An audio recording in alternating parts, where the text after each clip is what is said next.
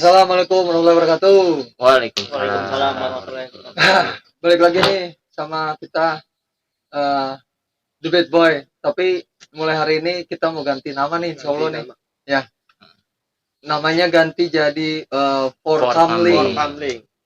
For Kamling tuh terinspirasi dari For itu kan 4, karena kita berempat nih. Cuman Azmi lagi absen. For Kamling tuh pelesetan dari apa sih namanya? Pos Kamling. Jadi berempat keamanan keliling. lingkungan. Hari ini kita kan tag-nya di luar. Ya. Jadi kebetulan kita kedatangan tamu yaitu Bapak Faris Wajidi. Selamat sore, terima kasih sudah diundang. Anjing kaku amat sih goblok. Ya, Enggak nih. Enggak, soalnya kita kan ini ya perdana. Oh iya. Kayak gini di luar. Di luar. Gitu. Biasanya kan di Nih ruangan. ngomong nih kita kan pakai masker nih, ngap juga nih. Iya, udah. Enggak bebas mau Buka aja kali ya. kopi, ngerokok kan ya. Buka aja kali ya, enggak apa-apa ya. Bukalah. Aman kita cuma berempat doang. Udah steril kok. Udah Sudah steril. ada cuci tangan. Udah Sudah cuci di tangan. swab semua ya. Jadi hari ini kita mau bahas tentang kasus yang kemarin viral, Parakan 01. Nah, itu Hashtag. adalah video asusila ya. Iya. Video Jadi asusila. kita mengundang seseorang yang emang berkompeten di di bidangnya. bidangnya dan kebetulan beliau ini anjing beliau. Pendiang ya. Anjing beliau. Udah mati. In memoriam. Jadi kita ngundang Faris yang kebetulan dia yang menangani kasusnya juga. Eris ya? Insya Allah. Boleh perkenalkan itu dulu. Oke, terima kasih nih teman-teman udah diajak ngopi bareng lah, ngobrol Iya. bareng. Boleh. Sangat mengapresiasi hal-hal yang dilakukan ini karena ini bentuk kepedulian anak muda terhadap tadi apa For Kamling ya, Iya, keamanan lingkungan. Keamanan. Karena Iya. ini kondisi sekarang ini lagi benar-benar tidak aman. Dari seluruh aspek nggak sih? Entar dulu kenalan dulu kan. Oh kenalan dulu ya. Biar data dulu, biar data dulu. Biar data. Boleh. Coba kau kenalan dulu kenalan. Iya, nama lengkap Muhammad Faris Wajidi. Di sini kapasitasnya berbicara sebagai pekerja sosial perlindungan anak. Iya. Pekerja sosial itu kan profesi ya. Iya. Nah. Saya ditugaskan oleh Kementerian Sosial ditempatkan di Kabupaten Serang. Kabupaten Serang. Kabupaten Serang Serang. sejak tahun 2017. Berarti Sebelumnya di Cilegon tuh setengah tahun. Sama Dinsos juga. Dinsos ya. juga, Dinsos iya. Kabupaten Serang ya. Dinsos Kabupaten Serang. Sudah berapa? Udah jalan 4 tahun nih menangani anak-anak. Macam anak-anaknya. Punya anak-anak Dari model begini dari sampai model gitu. begini sampai model begitu. Beragam macam aja. Iya. Oke. Berarti emang backgroundnya tuh ini ya, apa maksudnya? Apa sih nyebutnya tuh background kayak gitu tuh? Penyebutannya, entah itu dari apa maksudnya pekerja sosial kah atau apakah gitu? Biar simple Peksos aja. Peksos. Peksos. Apa tuh singkatannya? Pekerja sosial. Pekerja sosial. Iya. Kalau nggak salah tuh yang gue lihat, oh ya, jadi nanti yang penasaran sama Faris nih siapa? Gue cantumin IG-nya di deskripsi nanti di bawah ya. Boleh teman-teman kepoin ya. Nah, sama Kepoin IG-nya. kalau nggak salah tuh gue lihat tuh ada kayak organisasinya sendiri ya. Maksudnya dalam organisasi apa sih namanya kayak gitu tuh? Punya organisasi gitu. Betul. Yang ada. Kalau Peksos itu kan profesi yang menanganinya sebenarnya ada 26 PMKS mengenang masalah kejahatan sosial. Tapi kalau saya kapasitasnya sebagai penanganan anak, fokus ke anak. Untuk profesinya sendiri ada organisasinya IPSPI, Independen Pekerja Sosial Profesional Indonesia Provinsi Banten. Oh, berarti independen ya. Independen, Tidak di iya. bawah naungan kementerian ataupun dinas. Tidak di bawah Iya. naungan tapi kita bermitra. Oh, bermitra. DPD IPSPI Provinsi Banten. Dan kebetulan sebagai Ketuanya Oh, jangan-jangan. langsung aja. Ketuanya jangan-jangan. emang Saya sama teman-teman itu buat apa ya? Ya ketua DPD IPSPI Banten sejak tahun 2020 20 ini. 20 ini. 20 kemarin. 20 kemarin. Iya. Kalau Di Banten tuh udah 2018 DPD-nya itu udah terbentuk. Sebenarnya tuh. Iya, bukan sebenarnya memang 4 tahunan. Oh, sudah 4 terbentuk. Ini masa periode yang kedua nih. Nah, ini Bro. Kita ngomongin tentang yang tadi yang video yang viral Mm. di itu kebetulan kasusnya ada di Banten sendiri ya, di Banten, khususnya di Kabupaten Serang. Ya. Kabupaten Serang.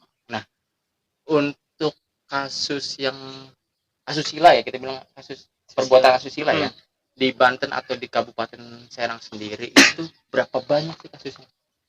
Kalau berbicara kasus ya, kita kayak ngomongin fenomena gunung es. Ah. Jadi yang dilihat permukaan mah hanya sebagian, Nah, tapi yang nggak kelihatan tuh di bawahnya nggak ketahuan. Ah. Tapi kalau yang sudah ditangani oleh Pekso sendiri, kalau di Kabupaten Serang ya, Iya. tahun 2020 itu ada 46 kasus. di Asusila 2020 2020 itu trennya naik dari tahun 2019. Terus tiap tahun naik terus. naik. Berarti parah dong. Wah, itu udah Bukannya parah maksudnya lagi, sudah. bukannya turun malah naik gitu kan. Sebenarnya bingung juga ya kalau misalnya ini positif atau negatif. Nah. Mungkin aja ini karena keberhasilan sosialisasi ke masyarakat ya. Karena kan tiap tahun kita tidak hanya melakukan penanganan, tapi pencegahan juga, sosialisasi. Mungkin setelah sosialisasi masyarakat tahu nih harus melapor kemana. Sudah berani harus melapor kemana kan. Iya. Bisa aja kan dulu-dulu emang udah banyak, tapi tidak ada wadahnya, tidak tahu harus melapor kemana, tidak berani melaporkan hal-hal aib lah itu mah. Iya. Iya. Mungkin makanya itu juga suatu keberhasilan sosialisasi, tapi di samping itu juga ini sebuah fenomena yang miris banget gitu ya. Apalagi kasus terakhir kemarin Jawilan ya. Yang Jawilan. Itu aduh, Jawilan tuh yang Barakan 01 kan? Parah. Iya. Jadi kejadian ini daerah Jawilan ya. daerah Jawilan. Berarti Dan kebetulan Terus Ter- Teritorial. teritorial. Teritorialnya. Licut. Iya, daerah Kabupaten situ. Serang. tadi ada berapa kasusnya 46. di 2020? Kabupaten Serang itu 46 yang ditangani oleh Peksos ya. Artinya kalau di Peksos sendiri itu dia bertindak menangani yang pekerja kasus asusila itu berdasarkan laporan, atau misalkan dia Jadi- punya ininya nih, misalkan yang paling rawan terjadi kasus asusila nih di daerah A B C D misalkan. Kalau berbicara peran ya, Nah. kita dasarnya dulu nih Nah. melakukan sesuatu apa, itu sudah tercantum juga di undang-undang. Nah. Undang-undang nomor 35 tahun 2014 itu tentang perlindungan anak. Ada juga undang-undang nomor 11 tahun 2012 tentang sistem peradilan pidana anak. Di situ ada tuh peran Peksosnya, mulai dari pencegahan sampai pada saat penanganan maupun dari rehabilitasinya, pemulihannya. Jadi kita juga ini juga ya, kebanyakannya atas laporan masyarakat. Wah, banyak banget kasusnya itu. Parah sih. Itu kemarin kasusnya itu anaknya masih sekolah kan? Pelajar, Pelajar. Pelajar. Dua-duanya. dua-duanya pelajar ya. Sebenarnya kemarin itu kasusnya kemarin ya, kita berbicara khusus yang kasus Parakan 01. Itu tidak hanya akibat si anaknya itu sendiri. Ada juga tanggung jawab dari banyak pihak, akhirnya bisa terjadi hal-hal begitu. Ini bisa dilihat dari kronologinya aja, kan itu kejadiannya jam 1 jam 11 Siang. Iya betul, siang. Kemana masyarakat coba? Nah, Itu di tempat terbuka, malah di videoin mirisnya itu. Berarti ini yang bermasalah juga bukan hanya anaknya, masyarakat kita juga berarti kepedulian ini udah luntur gitu tuh. Dan harusnya itu juga yang menyebarluaskannya juga itu ya. Oh jelas itu melanggar undang-undang ITE juga. Iya itu. Bikin resah kan akhirnya jadinya. Meresahkan banget itu. Sudah mulai meresahkan Bun. Itu di tempat itu kan lingkungannya emang sepi atau enggak jauh dari pemukiman atau gimana itu? Itu ruang terbuka, motor bisa lewat. Bisa lewat ya. Iya, Ada jalan warga juga bisa lewat. Ya kan memang kepergoknya kan sama motor juga kan. sama warga yang lagi lewat tadi. Iya. Iya. artinya berarti si pelaku tadi itu lanjutannya bagaimana? Apakah dikawinin atau diproses secara hukum? Atau ada Atau gimana? sanksi-sanksi lain. Kita nih ya sebagai petugas ya atau pekerja sosial berharap sih tidak dinikahkan untuk saat ini gitu. Karena bukan satu-satunya solusi ya, bisa kalau dinikahkan bisa melahirkan masalah-masalah baru. Contohnya kan kalau sudah dinikahkan mah kita nggak bisa ngelarang mereka berdua berbuat apa. Iya. Misalnya berbuat lagi nih sudah halal. Ah. Hamil lah, usianya belum matang buat hamil. Karena mengingat Karena masih bawah pelajar. gitu. Iya. kalau hamil nanti masalah lagi ke anak yang di kandungannya, kondisi mental, psikis, apalagi ini masih usia pendidikan kan ya.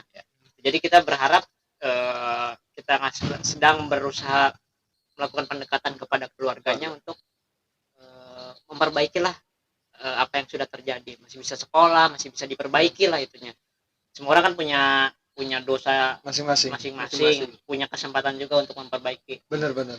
Terus juga biar tidak jadi pelajaran, biar ini jadi pelajaran untuk semua masyarakat, bahwa kalau misalnya setiap kasus penyelesaian ini dinikahkan, angka pernikahan anak bisa pernikahan anak di bawah umur tinggi dan, ya. tinggi dan dalam jangka panjangnya angka pengangguran makin banyak dong. tinggi. Iya kan? Tinggi banget. Karena kan masih pelajar, dia harus menafkahi. Iya. Harus menafkahi. Ntar anak yang kali bayi jadi gede kan, butuh pekerjaan juga kan. Jadi anak ngurus anak jadinya. Iya, anak ngurus anak.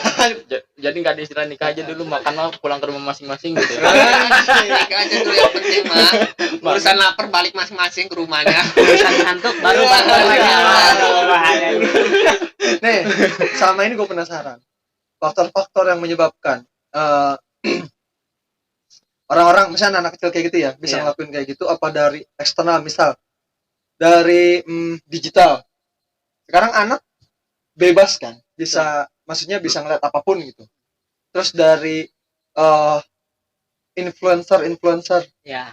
mohon maaf gitu ya, influencer yang memang mengarahkan ke situ gitu tuh. Background yang marah. Iya, mengarahkan ke situ kan, banyak banget kan kayak gitu-gitu.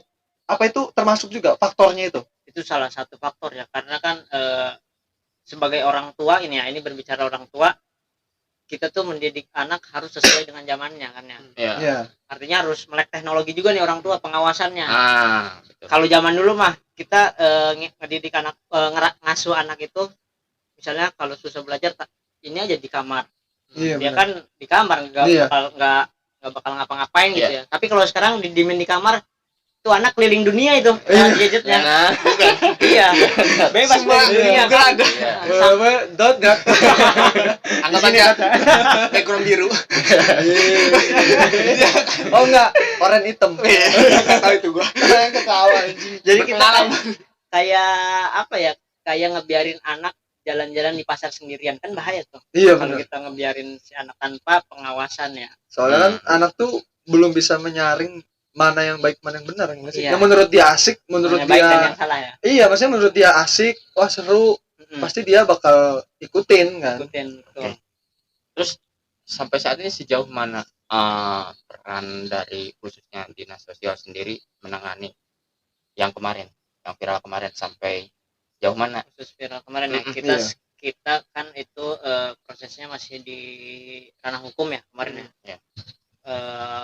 Kita terus mengupayakan langkah rehabilitasi sosial gitu ya. Rehab ya berarti Rehab ya, entah itu karena masih berproses ini ya. Mudah-mudahan sih tidak hak-haknya itu tidak putus dengan kondisinya yang sekarang. Akhirnya dia masih bisa sekolah, masih bisa memperbaiki masa depannya. Terutama kita nih dari pihak dinas sosial juga tidak hanya sistem sasarannya tidak hanya si anaknya. Kan yang bermasalah bukan hanya si anak ini. Ya. Mungkin ada faktor dari lingkungan tempat dia tinggal juga Sekitar. akhirnya bisa si anak melakukan begitu. Kan perlu juga tuh disentuh tuh masyarakatnya, lingkungannya. Mungkin juga orang tuanya, pengasuhannya. Mungkin juga dengan sistem yang selama ini berjalan perlu dibenahi gitu ya, biar tidak ada muncul kasus-kasus serupa lagi. Lingkungan ngaruh juga ya? Sangat ngaruh dan Emang sangat iya. ngaruh banget itu lingkungan. Kadang kan anak itu lebih dengar lingkungan daripada dengar orang tua. Iya Iya benar. benar. Itu si Anu begitu Bu, dikasih tahu orang tuanya bisa ngejawab aja kan anak mas sekarang. Iya. Barang di luarnya mah. Kayaknya pengalaman sendiri nih. Bertiga lah. Terus apa hambatan pemerintah dalam menekan kasus asusila tuh ada nggak hambatannya? Hambatan selalu ada ya. Hambatannya itu kalau tidak ada bukan kerjasama ya. Kita emang harus kerjasama baik dengan pemerintah, dengan masyarakat. Kita kenceng nih pemerintah mensosialisasikan isu pencegahan perlindungan anak. Tapi kalau masyarakat tidak peduli, Ya. kan yang selalu 24 jam dengan anak-anak itu orang tua, masyarakat kan. Ya. Gitu. Jadi masyarakat juga perlu paham gitu seperti apa perlindungan anak. Dan untuk sejauh mana sinergisitas antar pihak dalam menekan angka agar kasus asusila ini minimal berkurang. Meminimalisir lah. Kalau menghilangkan susah kali ya. Susah, Banget. Karena kan tidak terkontrol ya. Karena normal. Tidak terkontrol dalam arti perbuatan seperti itu bisa dilakukan kapanpun, dimanapun, oleh siapapun. Bahkan kebanyakan itu korban pelakunya orang terdekat gitu kan. Nah, artinya sinergisitas antar pihak, dinas sosial kah atau dari pekerja sosial sendiri dan mungkin bisa dibilang BKKBN termasuk nggak sih? Nah, kalau berbicara anak ya luas ini, bukan tanggung jawabnya satu dinas saja, bukan tanggung jawabnya masyarakat aja. Kalau selama ini dalam penanganan anak, dinas sosial maupun pekerja sosial kita berkolaborasi, bersinergi dengan banyak pihak. Misalnya ada P2 TP2A.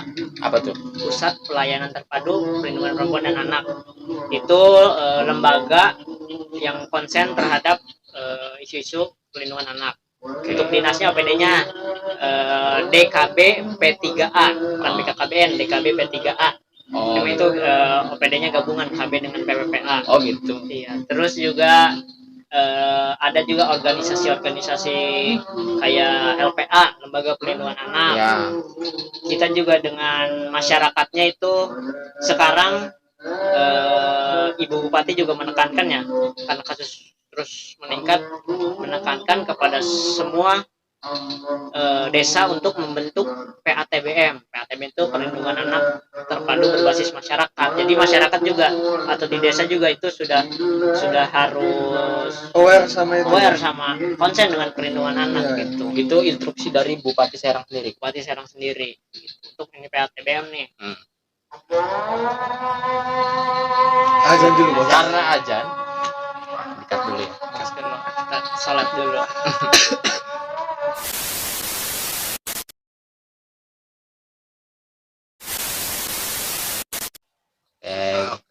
Balik lagi. Tadi Lanjut lagi.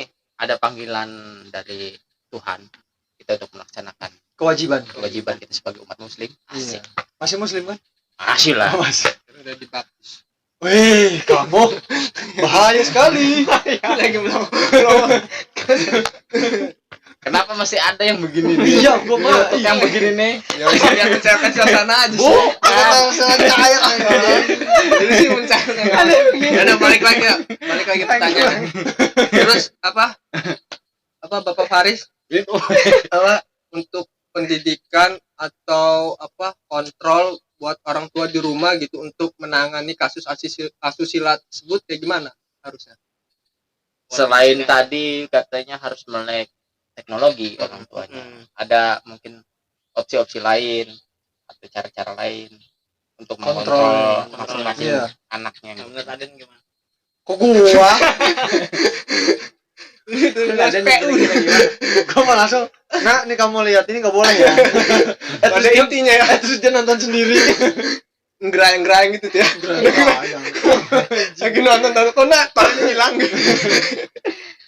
Kalau intinya mah ya kan kalau mendidik anak itu harus mengenali karakter anak dulu kan. Jangan sampai nggak sesuai. Kita maksudnya ingin mencegah dengan cara kita, tapi malah bikin anak itu berontak. Malah di luar melakukannya lebih bahaya lagi. Nah, itu dia. Bener. Intinya kan kenali dulu anak nih. Kalau misalnya anak susah dikasih tahu, cari kira-kira siapa nih yang didengar oleh anak. Bisa jadi pamannya. Jadi pamannya gantiin bapaknya. Bisa jadi temannya. Perumpamaan. Kan nggak gampang emang mendidik anak gitu. Yang dia takuti. Betul, di yang situ dia siapa? Jangan panggil aku anak kecil, paman. Aku adalah Sita. Kayak Aden aja sih mau ngedeketin cewek kan biar cewek ini nurut kan harus deketin dulu ya. Pakai pesugihan sih Aden. Waduh. Mau jadi orang kaya. Tapi Semar mesok. ya kayak gitu ada ciri-cirinya nggak sih? Ada pastinya. Biasanya kalau apa ya, dia melakukan sesuatu yang tidak biasanya. Misalnya biasanya nih anak-anak ini sering ngobrol sama orang tuanya, tiba-tiba dalam jangka waktu tertentu kok ada perubahan itu ya, tiba-tiba nggak mau ngobrol, cenderung menyendiri, atau tiba-tiba jadi sensitif, marah-marah aja kan. Nah, itu perubahan itu bukan khusus ke nantinya ke asusila kan, enggak kan, bisa hal-hal yang bisa lain faktor kan? yang lain. Iya, masalah apapun kan kalau kelihatannya dari ada perubahan kebiasaan. Itu dari kebiasaan ya. Iya. Sama ini nih, kan jadi Faris nih punya anak berapa tahun sih? Setahun ya? Setahun kan? Kira-kira lu bakal menerapkan nggak sih? Maksudnya ilmu yang lu udah dapat sama pengalaman bakal diterapkan nggak sih? Beban moral banget ya. Iya kan? Soalnya lu kan yang Cowok apa sih menang anaknya lagi?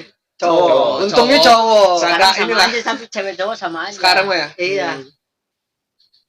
Dan Beban moral pastinya deh. iya.